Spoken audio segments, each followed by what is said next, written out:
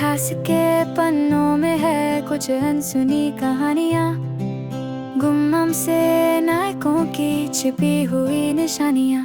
चलो खोले, चलो खोजे ये कहानियाँ सुहानी। हर पन्ना कह रहा है नई कोई कहानी। इतिहास के पन्ने, इतिहास के पन्ने।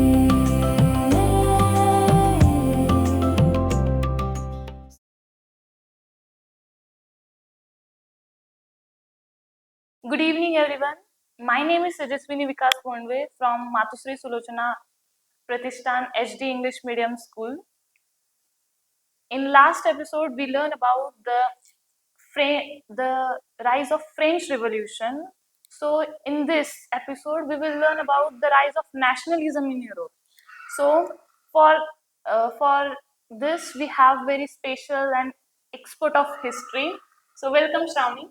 Thank you, Tejaswini. I'm glad that I'm here with you.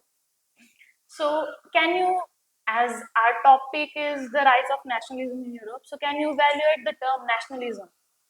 Um, yes, just like you can suppose your country as your cricket team, as you feel pride towards it when it wins, as you feel loyalty towards it, you feel disappointed when someone says wrong about it. Just like it, one's feeling for its country is called nationalism. We respect it, we feel like to protect it, we have patriotic feeling for it. This is called the nationalism. Really, it was such a lovely example. It was. So, in short, nationalism means the patriotic feeling towards the nation. Okay, Yes. am I right? Yes. So, my next question is that so how the nationalism developed in Europe? Firstly, it was there is a statement that when France sneezes, whole Europe catches cold. So, firstly, the nationalism was spread in France in 1789. There was firstly they got nationalism after the export of that Bastille Fort and all. Louis XVI was flew away. After that, they got nationalism feeling by they emphasized two terms like la patrie and les citoyens, What the is the countrymen. meaning of La Patrie? Can you tell me? La patrie means the fatherland, and les citoyens means the citizens. They it was in their language, French language. So and the States Generals were turned to National Assembly. Active members were selected. New hymns, oaths were taken. New songs were composed for their country, and many new things. The parliament, constitution, and everything was made so that the people will feel nationalism feeling, and Jacobin clubs were held. Jacobean clubs means Um, During this period, there were educated middle class. They were rising in number, and so students and middle class people they established the Jacobins clubs, and it was now spreading from France to the whole Europe because by taking inspiration from France, now whole Europe wanted to get freedom. so in development of nationalism in Europe, what was the other roles that play major role means that play major role in the nationalism in Europe? Just like the revolts, not only revolts played an important role in the nationalism of Europe, but also the romanticism. Some other people were there, just like poets, artisans, and other people who played an also played an important role, not by getting involved in the revolutionary march and parades and all, but they were spreading their nationalism feeling through poets, artistry. They were called it is just called the word romanticism.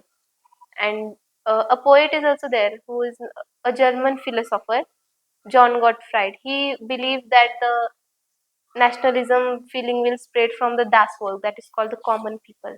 It is common for it is common for us that the feeling of nationalism, but what is mean by the feeling of romanticism?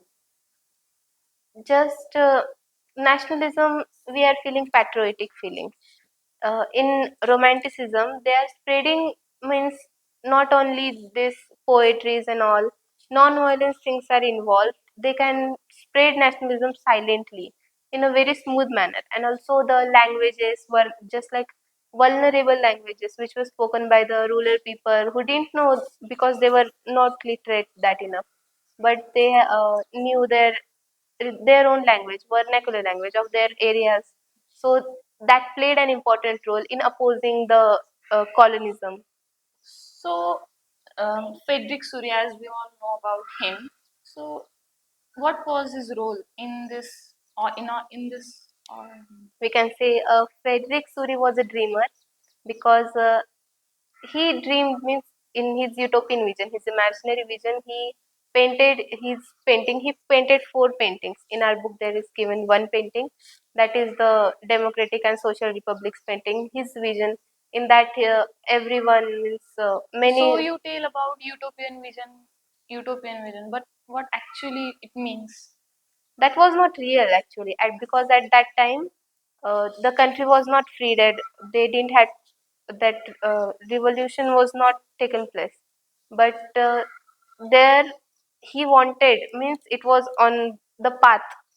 So in that pictures also, starting it is led by USA and Switzerland because at that time they were already independent, and after that there is leading France because it was on the verge of getting independent. After that Germany, Italy, and everyone followed it. It was a parade. They paid homage to the Statue of Liberty that hold the chatter of man's right in one hand, and in one hand there was torch of enlightenment. In the foreground there were shattered remains of the absolutes, so that it symbolized that monarchy is no more rules of king. So it was all Yes, imaginary of that Frederick Suri. It was not real.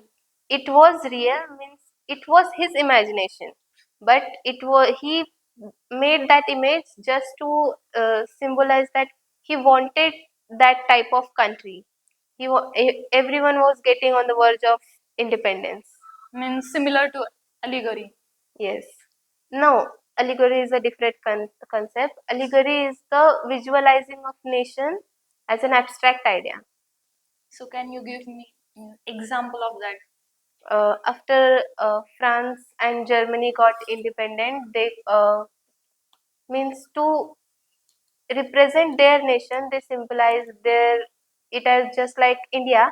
We we express it as our Bharat Mata. So in France, they represent a female figure, that is Mariani, and in Germany they represent Germania. So now back to our French Revolution. Uh, then what happened next in French Revolution? After that, everyone got influenced by that French. Even after, but there was a twist because uh, Napoleon got there.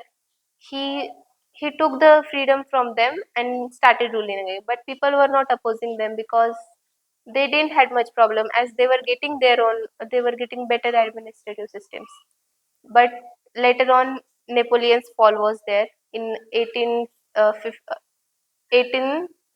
1815 because four countries leaded that war, and now Napoleon had a downfall.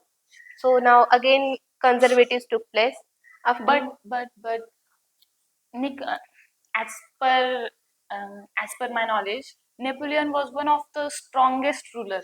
So who had that much guts to make him fall? um, four leading countries were there: Prussia, Russia, Austria, and Britain. They took the leadership, and main leader was Austrian Chancellor Duke Metternich.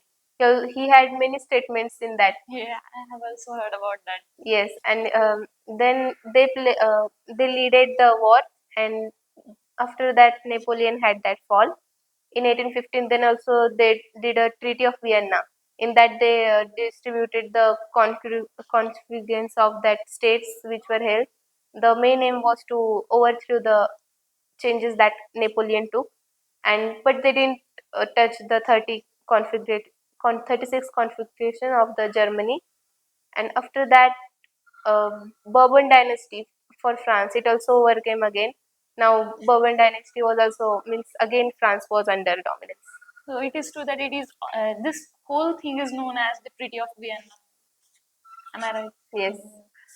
So I have more questions to ask you, but we'll discuss in next episode. So guys, stay tuned to know more about nationalism in Europe. इतिहास